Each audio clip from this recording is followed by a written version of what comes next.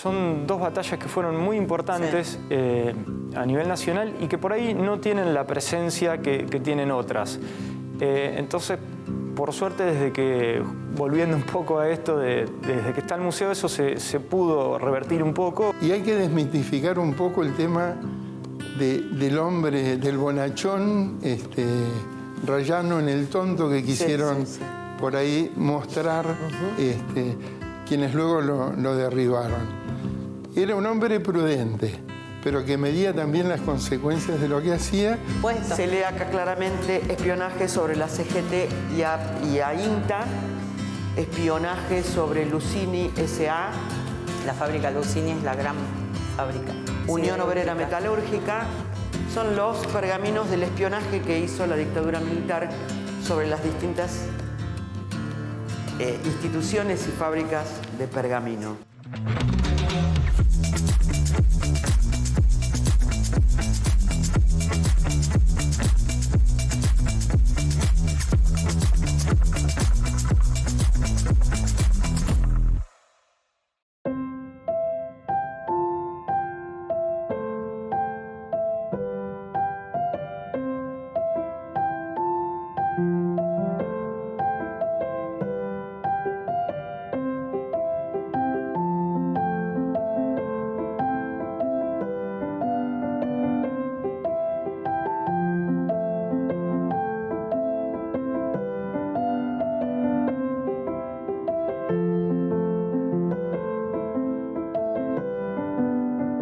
Los caminos de bonaerensia nos van llevando por toda la provincia de Buenos Aires en busca tanto de pequeñas historias como de la historia nacional, provincial o municipal.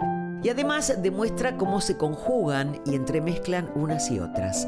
Pergamino es un partido ubicado en el norte de la provincia de Buenos Aires y en los últimos tiempos ha tenido un importante crecimiento museológico que llena de orgullo no solo a sus funcionarios sino también a sus habitantes.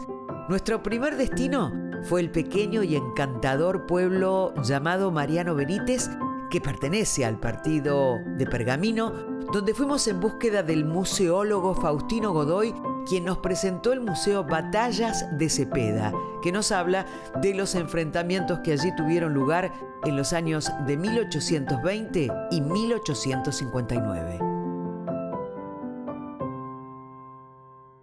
Tenemos que aclarar que acá donde estamos en el museo era el almacén de ramos generales de la familia Villanueva, por eso estamos viendo todo este entorno con estantes y carpintería antigua. Y estamos frente a la estación, cosa que no es casual. Justamente el tren era lo que traía la mercadería al pueblo, pasajeros.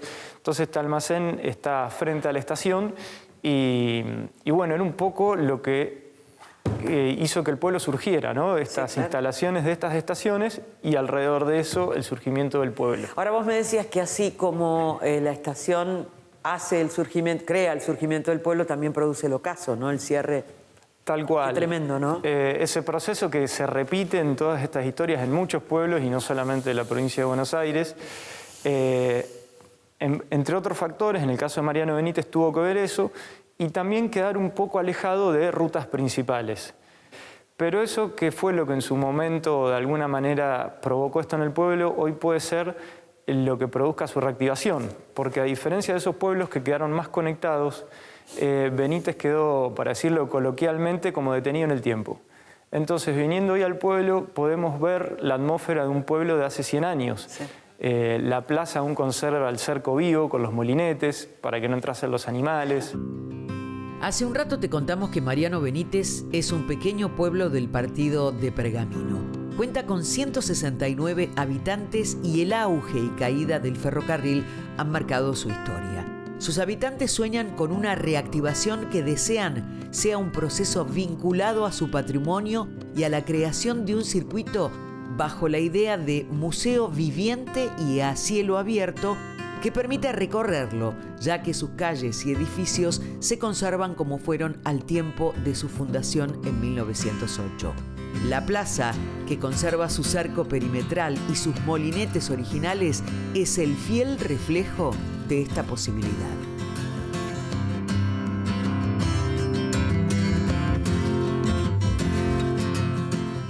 tomamos algunas estrategias de los ecomuseos, sobre todo de Europa, también de los museos comunitarios de Latinoamérica, que lo que proponen es que la propuesta funcione no solamente en el edificio del museo, sino en el resto del pueblo y que involucre a la gente de la comunidad.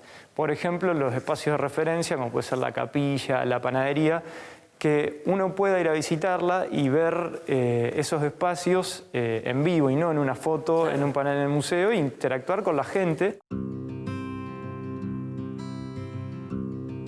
El museo fue creado en 2015 en lo que fuera la Casa Villanueva, otrora el Almacén de Ramos Generales. Está organizado en 3 salas que narran las historias de las batallas de Cepeda, del pueblo y de la misma Casa Villanueva. De estos temas también charlamos con Faustino, que incluso nos introdujo a la sala de muestras itinerantes Roberto Mañasco, que hoy exhibe manuscritos de época que logró rescatar el mismo Roberto Mañasco. Esto era el salón de venta del almacén. Para quienes están viendo y por ahí no pueden tener una dimensión total, esto tiene unos 7 metros más o menos de ancho, este salón, y unos 18 metros de largo. Y nos sirve para ver cómo eran muchos de estos almacenes que había en la mayoría de los pueblos y de lo que hoy son ciudades. Pero también era lugar de encuentro. Claro. Porque tenemos que pensar contextos diferentes. Hace 100 años atrás no estaban los caminos que hay hoy. Había mucha gente viviendo, no solo en los pueblos, sino en los campos de alrededor. El mostrador original del almacén, qué bueno, pero el que se llamaba estaño, ¿no? Porque era el mostrador... ¿El famoso estaño? El famoso estaño, acabado en el estaño, venía de ahí. Porque era el mostrador de despacho de bebida. Por eso es de metal, porque se mojaba. Tiene una bacha para lavar las copas. Ahora, es de metal porque se mojaba, es una belleza. Es una belleza, una verdadera reliquia. Sí. El resto, que acá había un mostrador que seguía toda la estantería, era de madera. Pero este particularmente, como ha habido en muchos boliches, este puntualmente es uno de muy buena calidad, es el de despacho de bebida, el famoso estaño. El famoso estaño. Que es una prueba material de esto que decimos, che, además de venderse cosas, esto era un lugar de encuentro donde se venía a tomar la copa. Fuimos juntando muchos elementos que durante años guardó la gente del pueblo y todo el tiempo vamos recibiendo donaciones.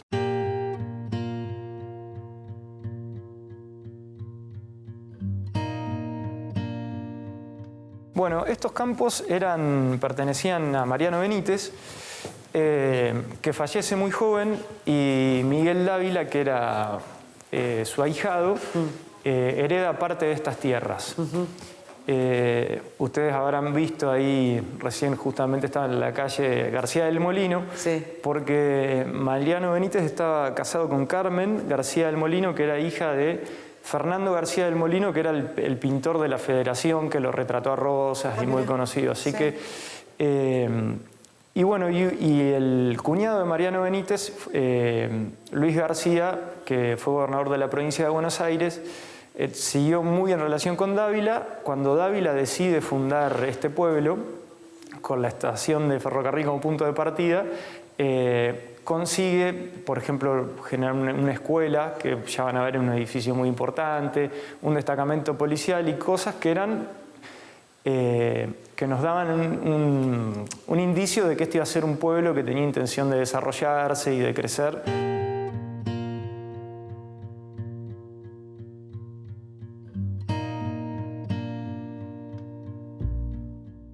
Bueno, esta es la sala de exposiciones temporarias Roberto Mañasco. Lleva ese nombre porque la familia Mañasco tenía un museo en un campo en Córdoba, Los Carozos, y Roberto Mañasco durante muchos años había ido juntando elementos muy diversos, pero sobre todo vinculados a la historia argentina y a todo este proceso que estábamos hablando hoy, ¿no? Y entre ellos lo que vamos a poder ver son manuscritos, por ejemplo. ¿De la época de las batallas? Exacto. Mirá. Tenemos manuscritos de Mitre, de Urquiza, de Rosas. Acá, por ejemplo, estamos viendo uno de Rosas. Acá al lado tenemos uno de San Martín, que ahora en el campo de batalla, podemos charlar un poquito sobre por qué podemos vincularlo a San Martín con estos procesos. Sí. Bueno, Rivadavia, ¿cuántas veces habremos visto los cuadernos de esa firma? Sí, sí, es verdad. Y acá está Roca. Manuel de Rosas, Roca. ¿Todo esto lo tenía este señor y lo donó? Sí, exactamente. Roberto Mañasco falleció y su familia decidió donar. Lo que vemos acá es solamente una parte. Como dijimos, es una sala de exposiciones temporaria, entonces la idea es ir renovando con parte de esta colección donada las exposiciones en este lugar. Mira, y acá es algo interesante lo que Mañasco dice, lo que Roberto Mañasco dice, es que él compraba en Buenos Aires, en este caso lo que era la Casa Pardo, que se vendía en antigüedades, estos elementos que él coleccionaba. Y fue asesorado por alguien que trabajaba en la Casa Pardo diciéndole que comprara documentos que en ese momento no se le daba mucha importancia, pero con el tiempo iban a ser considerados. Entonces, eso explica parte de porque él tenía la posesión de esos documentos. Claro, y también nos hacen ver en un contexto un poco más a nivel nacional qué pasaba con todos estos documentos que realmente tenían una pasaban circulación, de mano en mano, sí, y se vendían.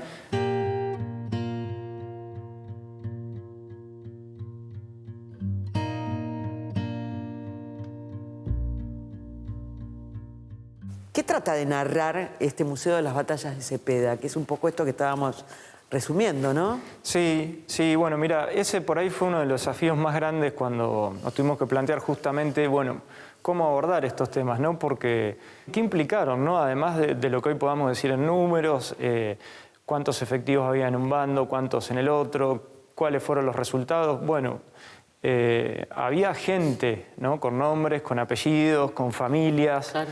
Que dejaban su vida, su sangre en estos campos. Entonces, las implicancias de todas estas batallas que lamentablemente se extendieron durante casi 100 años justamente en este contexto que decías vos. Bueno, después de la Revolución de Mayo, después de la Independencia, ¿cómo se organiza ahora el país, la cosa, el Estado?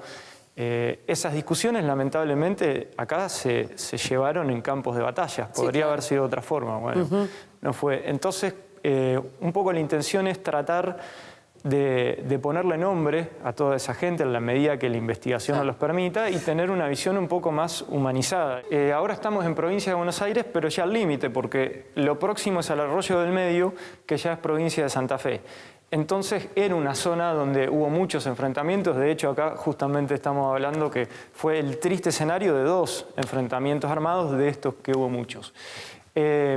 La segunda batalla de Cepeda fue sobre el arroyo justamente del mismo nombre, en un sector más ubicado por acá. Claro.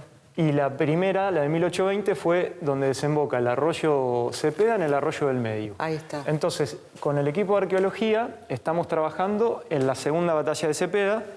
El equipo está dirigido por Juan Leoni, que es investigador de carrera de CONICET.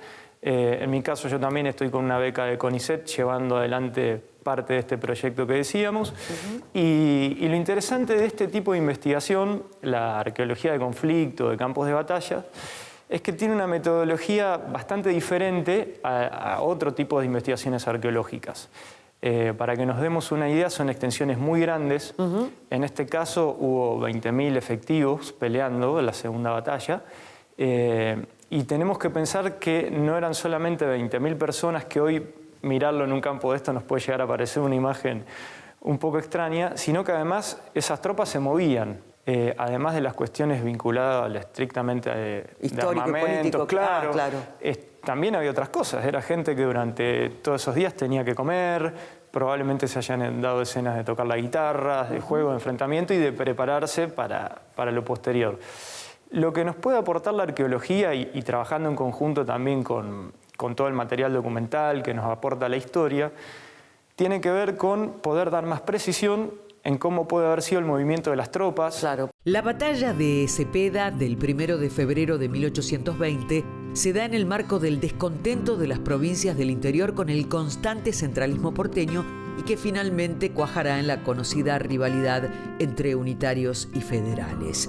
Los unitarios liderados por el director supremo Rondó y los federales por los gobernadores de Santa Fe, Estanislao López, y de Entre Ríos, Francisco Ramírez, chocarán en una batalla que por su brevedad se conoció como la Batalla de los 10 minutos, pero cuyas consecuencias fueron fundamentales. El triunfo de las fuerzas federales llevó a la disolución del directorio, la disolución del Congreso Nacional y al surgimiento del período denominado como la anarquía del año 20, donde surgen las autonomías provinciales. Bueno, muchos de estos campos son campos que se trabajan con agricultura desde hace más de 100 años. Entonces hay todo un tema ahí con los datos que nos pueden dar esos elementos, porque hay elementos que ya no están. Esto es parte de la identidad local y de la identidad nacional. Si bien el equipo de investigación está formado por investigadores de San Nicolás, de Buenos Aires, de La Plata, todos los hallazgos quedan acá en el museo. Las tareas de laboratorio se hacen acá en el museo. Hay una interacción constante entre el museo y el equipo de investigación. Eso es importante porque por ahí no se dan muchos casos y posibilita que el museo sea el escenario donde se encuentre la gente también con el equipo de investigación. Hacemos eventos o la fiesta del museo donde la gente puede venir, interactuar con el equipo de investigación, preguntarle cosas o sumarse a algunas campañas en vez, como decía, de por ahí venir a retirar esos materiales, que es información que se pierde. Porque nosotros, después ustedes van a ver acá en las vitrinas, todos los materiales están georreferenciados. Acá tenemos materiales que provienen de la investigación arqueológica, las campañas y donaciones de los vecinos, que eran estos que te comentaban que cuando iban a arar el campo, a esquiar, iban encontrando cosas. Así que también está involucrada la comunidad. ¿Hay que excavar mucho para encontrar? No, mira, más o menos, y justamente este tipo de arqueología tiene que ver con eso, entre los 5 centímetros y los 20 o 30, y muchas veces superficial. Después de alguna lluvia o algo, inclusive se suele ver el material. Sí. En 1853, Buenos Aires se niega a reconocer la Constitución sancionada por la Confederación Argentina, liderada por Urquiza, por lo que se separa conformando un Estado independiente denominado Estado de Buenos Aires, periodo que se conoce como el de la Secesión de Buenos Aires. El enfrentamiento del 23 de octubre de 1859 termina con un triunfo de la Confederación que obliga al repliegue de las tropas de Mitre. Con la firma del Pacto de San José de Flores, Buenos Aires se reincorpora de derecho al territorio. Dos batallas que fueron muy importantes a nivel nacional y que por ahí no tienen la presencia que tienen otras.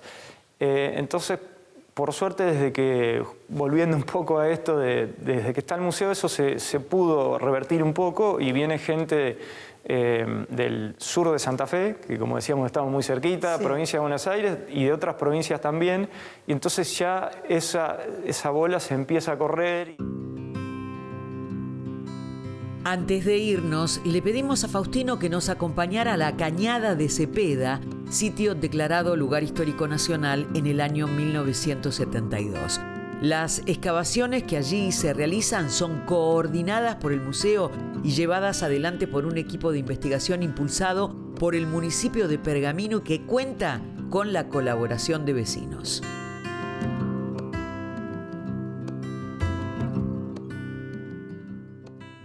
Bueno, acá estamos sobre el arroyo Cepeda. Sí. Mitre estaba ubicado donde se forma la horqueta del arroyo Cepeda con el arroyo Los Cardos, donde mencionábamos hoy el campamento. Sí. Y Urquiza viene de Entre Ríos, cruzando el arroyo del Medio, o sea, desde Santa Fe cruza el arroyo del Medio hacia acá, y en toda esta zona de acá se produce el encuentro. La caballería de Urquiza rodea a la de Mitre, que se desbanda, y ahí, bueno, ya lo que eran las formaciones de cada uno de estos cuerpos del ejército terminan pasando a distintos lugares del terreno, cruzando el arroyo, se desarma un poco esa formación, Urquiza termina obteniendo la victoria y Mitre se va hacia San Nicolás en aquella dirección. En la actualidad, estos eran los campos de Mariano Benítez. Hoy son campos que pertenecen a distintos privados. Todo el patrimonio arqueológico y paleontológico en Argentina le pertenece al Estado, o sea, a todos nosotros. Sí. Está regulado por una ley. Nosotros como equipo de investigación estamos autorizados a trabajar acá, pero están en campos privados, entonces tenemos algo público en campos privados. Entonces contamos con el apoyo de los dueños de los campos y de los vecinos, que nos permiten venir a trabajar estos campos. Tenemos que pensar que si Mitre estuvo durante más de un mes preparando su ejército, juntando su ejército acá, eran soldados que tenían que comer, carpas, y distintas escenas que no tienen tanto que ver con lo estrictamente bélico, pero que también eran parte de eso, ¿no? Claro. La primera fue un poco más allá, más adelante, donde el arroyo Cepeda desemboca en el arroyo del Medio. Este es el arroyo Cepeda. Este es el arroyo Cepeda, que es el que le da el nombre a las dos batallas. Como Mitre explica que es necesario para mantener un ejército durante varias semanas, los pastos, él habla de unas lomadas que realmente acá en el terreno se llegan a ver. Y eso explica un poco esto de, está bien, el enfrentamiento dura unas horas y demás, pero requiere toda una estructura previa que incluye que se puedan alimentar los animales, Sí. Los soldados, los recursos. ¿Qué implica todo eso? Sí, claro. Acá estamos hablando de enfrentamientos entre argentinos. En su momento no había mucha seguridad sobre dónde habían sido las batallas de Cepeda. En un momento se dijo que era la localidad de Cepeda en Santa Fe, cosa que no era. Y finalmente en 1970 el Fortín Pergamino, en conjunto con gente acá del pueblo y demás, ponen este monolito acá rememorando o conmemorando estos hechos. Bueno, entonces a partir del 2010 comienza este proceso de restauración por parte de la municipalidad y de la delegación del pueblo del edificio que había sido el almacén de Villanueva. A través de distintas etapas de recuperación vamos generando siempre ampliaciones. El museo es municipal, sí, y también, bueno, siempre trabajando de forma paralela con el equipo de investigación. Una vez que salimos de Mariano Benítez, nos dirigimos a Pergamino, justo a la intersección de la avenida Jáuregui con la calle Becerra del barrio Oeste Martín Ilia. Allí se encuentra la casa natal del expresidente Arturo Humberto Ilia, el médico rural que fuera electo presidente constitucional en el año de 1963 y derrocado por un golpe militar en 1966. Su sobrino Guillermo Ilia se convirtió en nuestro cálido y especial anfitrión.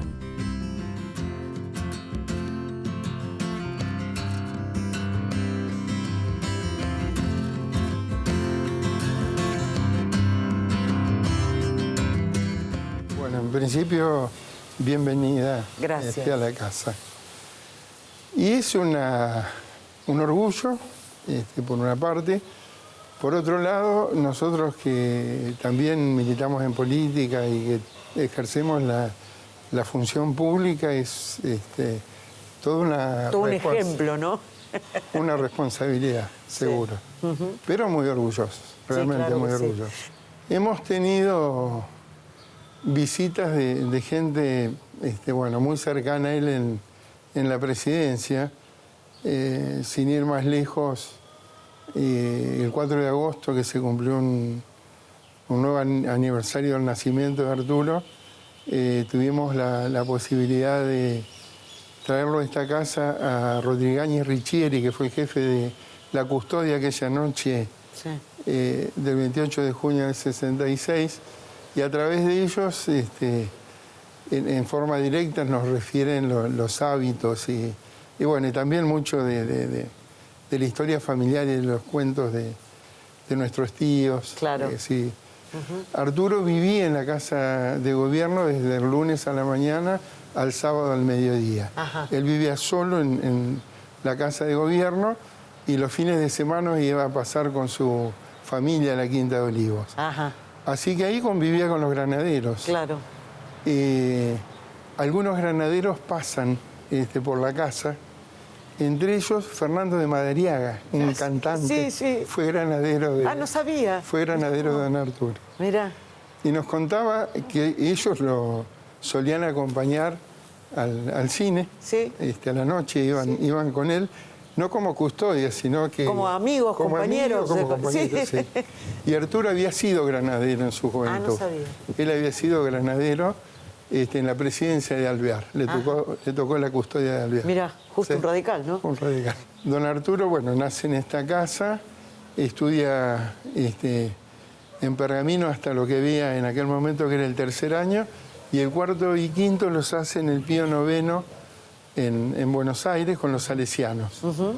Ahí termina el secundario, después va a estudiar medicina en la Universidad de Buenos Aires, hace la residencia en el San Juan de Dios de La Plata Y después es el ministro de Salud de la provincia, que era amigo de mi abuelo Martín, que lo presenta a Irigoyen, ejerciendo la presidencia, y él es el que le da como alternativa de trabajo ser médico del ferrocarril. Ah, mira. Y elige entre varias opciones que le dieron Cruz del Eje, porque a él le parecía que en ese lugar hacía falta más un médico que en los otros destinos. Y así llega a Cruz del Eje, Claro. como médico de ferrocarril, y ahí hace su historia política, digamos, vinculado a Córdoba. Don Martín, él nació en Zamólaco, en San Pietro. Zamólaco son 4 localidades, una de ellas San Pietro, una localidad de unos 1000 habitantes. Yo tuve la posibilidad de visitarla en el 2018 y encontrarme con la particularidad que la escuela media de San Pietro se llama Arturo Illia. Recién me decías que en esta cama nació don Arturo. Esta es la cama de los partos. O sea, en esa época todos los chicos nacían en las casas. Sí, en las casas, sí. Acompañados por las parteras y eventualmente el médico. Y bueno, en la pieza esta nosotros le decimos la pieza de la esquina. Fue la primera pieza de toda la construcción, porque acá mi abuelo hizo un almacén y a partir de esta esquina se hizo la casa. Tan así que acá abajo nosotros estamos parados ahora arriba de un sótano. Ah, mira. Donde él ahí guardaba la mercadería. Almacenaba la mercadería. Claro. Cuando hablamos de Martín, este es Martín y esta es Emma. Ese es Martín y ese es doña Emma. O sea, son los papás de don Arturo. Son los papás de don Arturo. Que tuvieron 11 hijos, de los cuales el último es tu papá. El 10º. El 10º. 11 tuvieron. Tuvieron 11. El más chico era Ricardo, que fue secretario general de la presidencia, pero también estaban Ernesto, que fue intendente de la ciudad, Aristóbulo, que fue embajador en Suiza.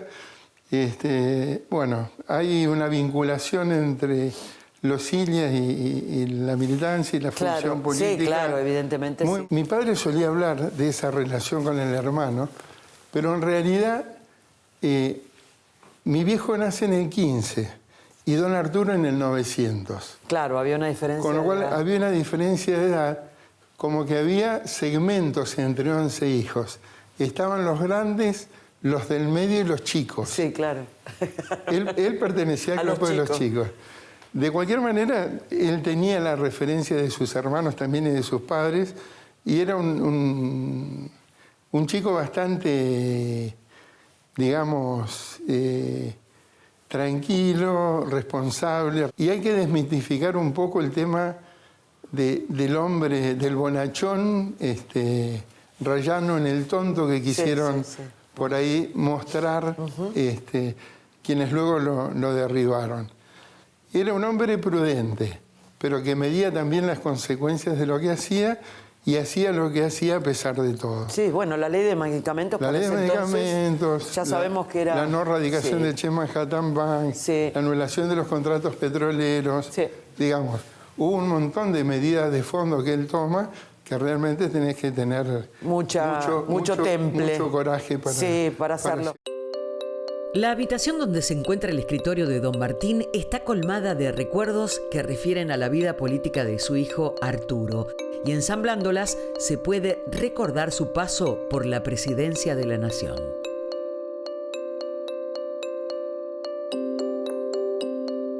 Ahí estaba mirando, está la boleta que lo llevó a la presidencia, la fórmula Illia Perete, que lo llevó a la presidencia al doctor Illia, ¿no? Sí, bueno, en el museo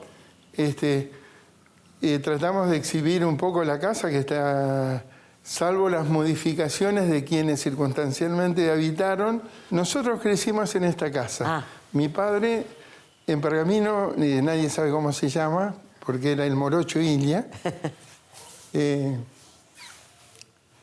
residió en esta casa con todos nosotros hasta que nos fuimos a estudiar, y después vivió acá María Angélica, otra hermana.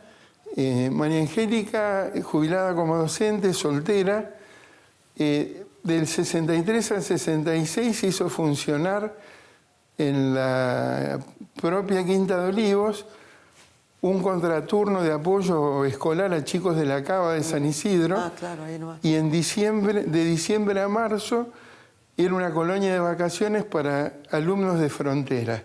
Ahí me decía, está la carta de quien lo derrocó pidiéndole disculpas a El don coronel Arturo. Perninger es el que le toca, es uno de Sacarlo los que del le toca despacho. sacarlo del despacho, y él le dice que sus hijos se lo iban a reprochar. Y bueno, ya en el 82, tardíamente, pero bueno, tiene un reconocimiento. ¿Se arrepintió? Se arrepintió, y hay un pedido de disculpas y una mención a esa frase, que Arturo le había dicho que se lo iban a reprochar y efectivamente bueno, había sido así. El humor gráfico fue una de las modalidades que se utilizó para derrocar el gobierno. Sí. Se lo dibujaba con una paloma Sí. sentado en una plaza, se lo dibujaba tendiendo a que aparezca como lento, como que no tomaba decisiones. Y en el año 68 visita al radicalismo de Catamarca, y el radicalismo de Catamarca le regala esa imagen de Arturo sobre una tortuga con un escudo que dice Constitución Nacional, como una forma de contraponerse a esa campaña de desprestigio. Sí, aparte parece que va con bastante velocidad la tortuga, ¿no? Ahora estamos en el comedor familiar. Este comedor es un regalo de casamiento, los muebles. Tenemos que pensar en 1890 y tantos, antes de 1900. Arturo y Héctor fueron médicos, mi padre fue agrónomo. Después, los mayores, que eran Clelia y Amelia, habían estudiado antropología a principios de siglo. O sea, sí, claro. Cosa que era rarísimo, ¿no? Muy rara, Sí. Muy rara. Caminando por las habitaciones llegamos a la cocina, que aún hoy se encuentra en restauración. Pero allí está la mesa donde la mamá de Arturo solía preparar la pasta del domingo. Ese lugar, esa mesa, se convirtió en lugar de encuentro político, ya que allí hubo comensales de los más distinguidos de la escena política radical. Nuestra caminata después nos empujaría hacia la galería principal de la casa. Y alrededor de esta mesa está muy ligada a la historia del radicalismo de Pergamino. ¿Ah, sí? Porque en las épocas que no había comité, Se reunían acá. se reunían acá. Y alrededor de esta mesa pasó gente como Fernando Solá, que fue ministro de Trabajo de la Nación, Raúl Borrás, que fue ministro de Defensa, Horacio Jaunarena, que fue también ministro de Defensa.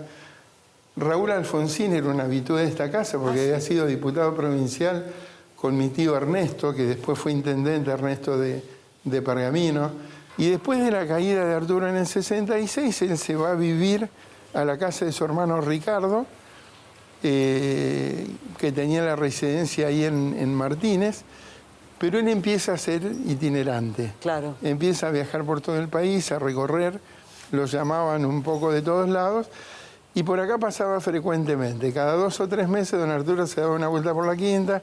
O sea que guardaba sus afectos perfectamente, familiares. Sí. Bueno, y acá estábamos hablando de don Arturo, su infancia. Imagino que habrá correteado por estos jardines hermosos que hay acá, que vos me decías que era mucho más grande todo esto.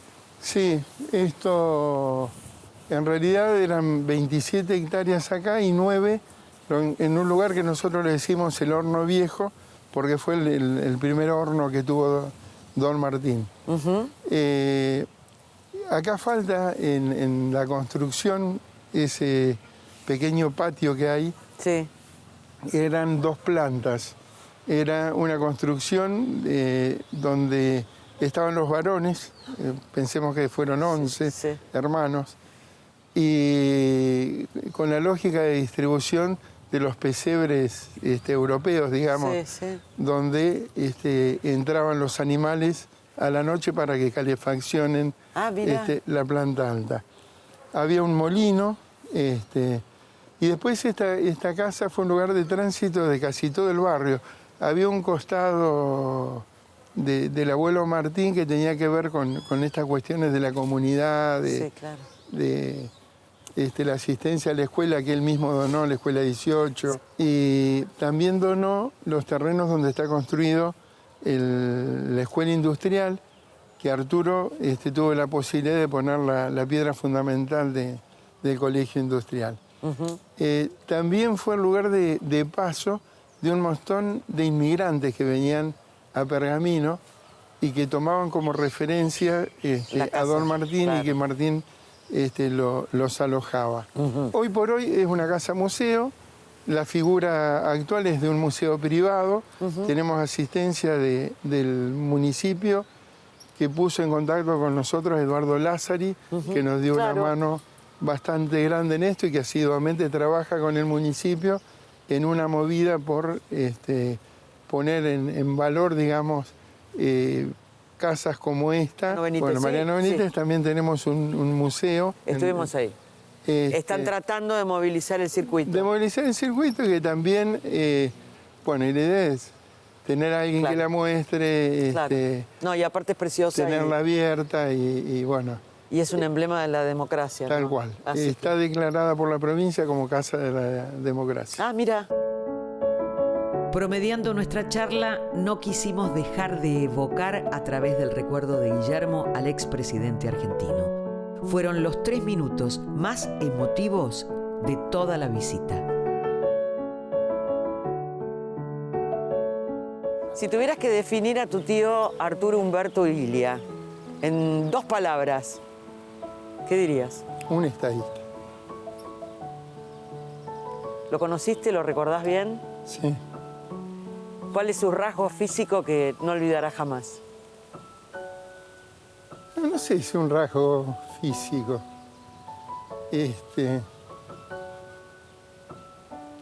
Yo tuve la posibilidad de trasladarlo. Él venía acá y yo lo llevaba por ahí a Rosario, a Santa Fe. Siempre andaba de paso y a veces lo traían hasta acá, se quedaba unos días y después lo arrimaba. Y te queda esa cosa didáctica, por un lado, de ponerse a la altura de cualquier interlocutor.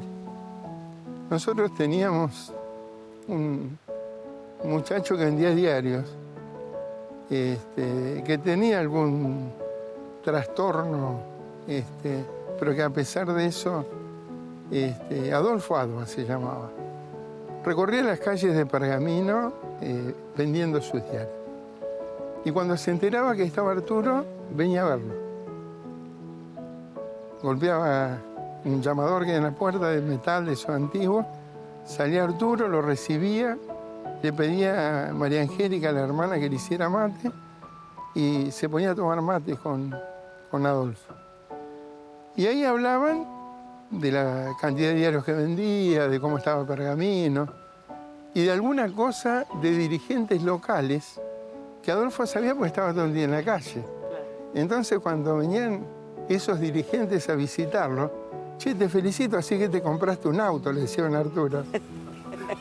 Le pasaba datos. Claro, le daba datos. Y después, cuando él iba al centro, y a veces nos encontrábamos, amigos me decían, me dice que estuvo con Arturo tomando mate. Y era verdad, era real. Cual. Y si de estas conversaciones que tenía con el repartidor de diarios, debe haber tenido alguna conversación con vos, sí, que te marcó y que te dejó alguna palabra ahí suelta. ¿Te acordás cuál es?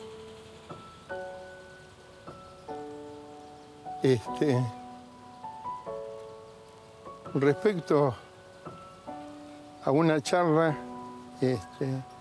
no voy a contar los actores.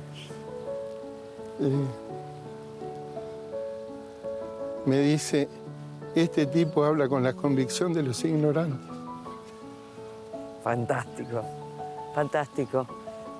Hoy hablaba con Faustino del museo y me decía que tenía una frase que decía, hay que educar con el ejemplo y el ejemplo. Claro. Se gobierna con 3 cosas. Es decir, con el ejemplo, con el ejemplo. Bueno. Un tipo fuera de serie. Sí. Me imagino que sí, veo tu emoción y me encanta. Gracias.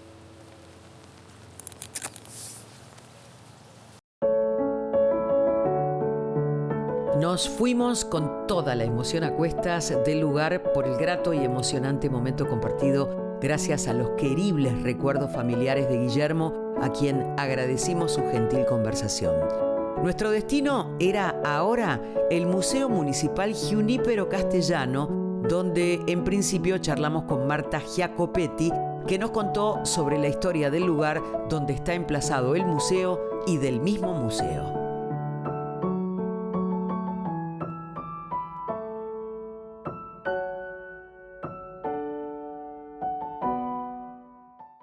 Esto era la estación de tren del ferrocarril Mitre, inaugurado allá por el 1882, que pasó el primer carguero, el tren del oeste, el 30 de agosto de 1882. Era provisoriamente de madera. Allá por el 1888 se hizo lo que es ahora el edificio. Tuvo restauraciones en el 1904 y en el 1910. Ajá. Y después funcionó como la estación de trenes. Este era el hall principal, ahí tienes la ventanilla de los boletos y el acceso al andén. Claro. Bueno, cuando dejó de correr el tren, en el 1992... ramal que para, ramal que cierra. Claro. Yo siempre me acuerdo de eso. Entonces, esto se convierte en el Archivo Histórico Municipal. También había salas de todos los grupos de inmigrantes. Sí. Pasa que en 2009 se incendia todo el edificio y se vuelve a abrir en octubre del 2009. Ahora es Museo Municipal Junípero Castellano, porque un matrimonio, don Eugenio Junípero y Mimi Castellano, eran museólogos. Tenían un museo privado. Y donan 7.500 piezas qué maravilla. De su museo, su hijo, que están guardados acá en el archivo y se está inventariando. Trabaja de lunes a viernes de 9 a 12 para visitas y después jueves, viernes y sábado, como hoy, de 16 a 19:30. ¿Cuántas salas tiene? En este momento en exposición, 10. 10. De la muestra fija que la están visitando, la usamos para los colegios. ¿Los colegios vienen a visitarlos? Exactamente, tenemos Manu Gallo, que es el guía. ¿Cómo se inscriben? A través de una página web. Que pertenece al museo. Que pertenece al museo. ¿Es gratuita la visita? Totalmente gratuita. La subsecretaria de Cultura, Cristina Torrano, mutó en nuestra guía, quien organizó un rápido recorrido a través de las 10 salas que ordenadamente entrecruzan la historia nacional con la historia local y permiten una detallada visión del pasado del lugar que arranca con nuestros pueblos originarios de Pampas y Querandíes.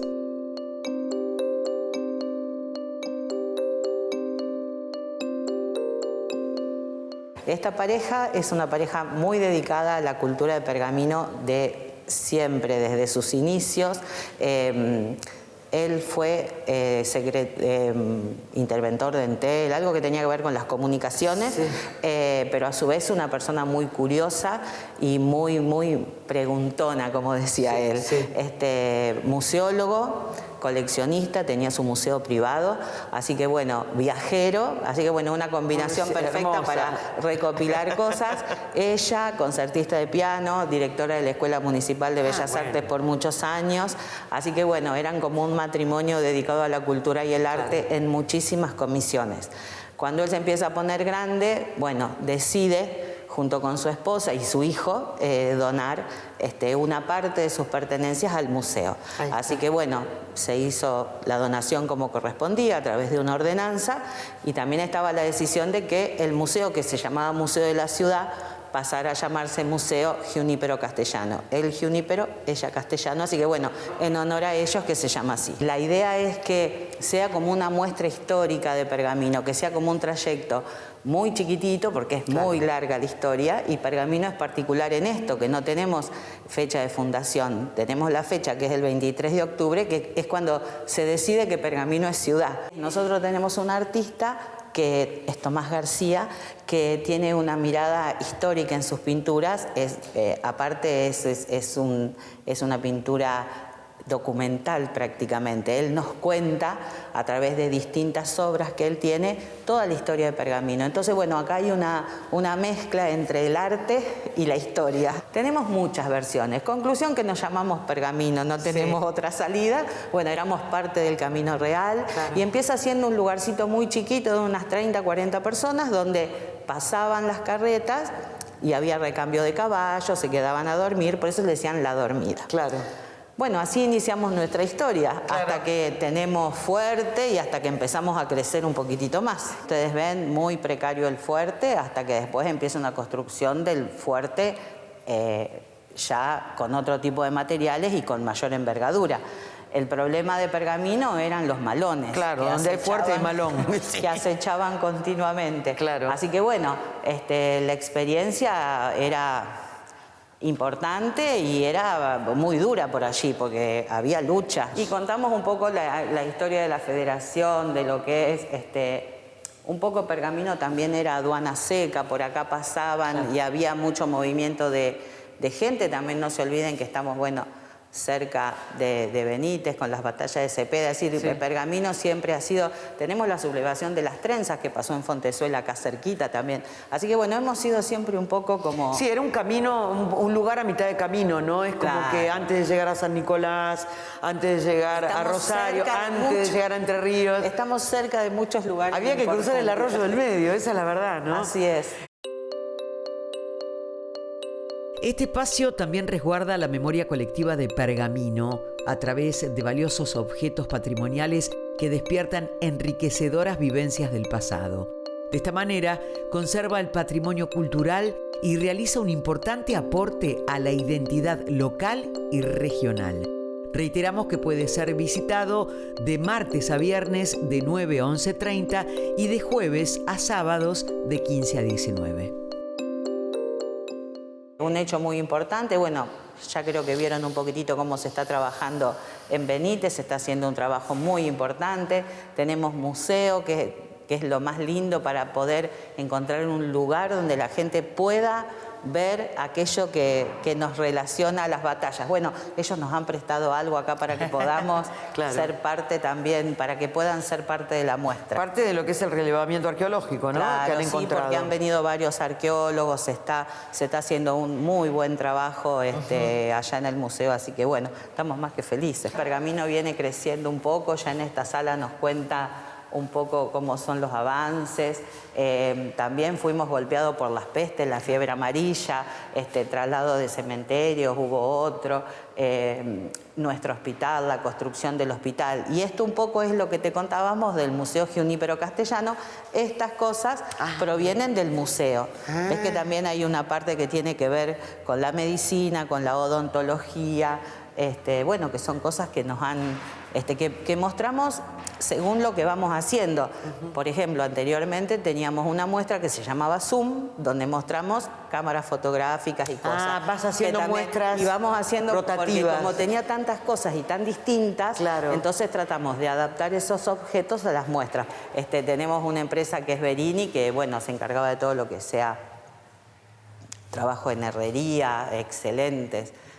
Bueno, y un poco volcado también a lo rural. No te olvides que estamos en una zona que es agrícola ganadera y cosas que tienen que ver con nuestro ferrocarril y todas las vivencias de los pergaminenses. Y acá está el INTA, que para nosotros es más que importante, que, bueno, Pergamino destaca mucho en esas cosas, en siembra directa, tenemos estudios muy importantes, viene gente de muchos lugares del mundo a visitar nuestro INTA y a capacitarse y a ver lo que se está haciendo. También el INTA tiene varios monumentos históricos. Uno es la estancia Pío Cueto, que es un reducto fortificado. Es una estancia antigua con los palos a pique, protegiéndonos del malón y viste, la altura para poder ver desde la altura la llegada de los malones. Así que bueno, eso también es más que importante. Sí, claro, claro. Y no nos queremos olvidar del ingeniero Parodi, que también nació en Pergamino, en Peña. Atahualpa nace en J.A. de la Peña, que es uno de nuestros pueblitos de campaña, como decimos nosotros, no desde la querencia, es decir, desde lo caro que son para nosotros. Y bueno, nace allí Y allí está hasta los 6, 7 años, su padre ferroviario. Y bueno, después se traslada ya para el lado de Junín. Ajá. Así que nosotros estamos con un proyecto muy importante que se llama CIMAI, Centro de Interpretación y Museo de Atahualpa Yupanqui. Su mirada para el hombre del campo, su mirada, esa gran llanura de la cual él habla, de las vacas que él nos habla, de toda la vivencia que tiene que ver con el campo. Así que eso es lo que queremos destacar allí también. Anán nace en Pergamino, pero bueno, también tenemos otras como Wrangler, Fiorucci, muchas. Esos carteles son los carteles, bueno, la famosa Labilisto. Sí. Bueno, acá es cuando nace el apodo de Pergamino como la perla del norte. Ah, mira. Por la gran producción que tenía Pergamino, vos te imaginas que esto era a niveles internacionales, que la ropa salía y se exportaba. Claro. Grandes fábricas y muchos talleres textiles que, bueno, después de la crisis fueron como... ¿Me hablas de la crisis? ¿De cuál de todas las crisis? Bueno, de tantas que hemos tenido que ya no nos acordamos. Claro, yo sé cuál es la crisis, la de los 90 y 2001, ¿no? Sí. Te habíamos adelantado que la última sala guarda la memoria de lo acontecido el 24 de marzo de 1976 en la Argentina y que en Pergamino concluye con el cierre del Consejo Deliberante. Y está poblada de carpetas que conducen a nuestra memoria de aquel tiempo, ya que son muchas y recuerdan el espionaje que se llevó adelante durante esa etapa oscura sobre personas, entidades públicas y privadas, sindicatos, empresas, etcétera, etcétera.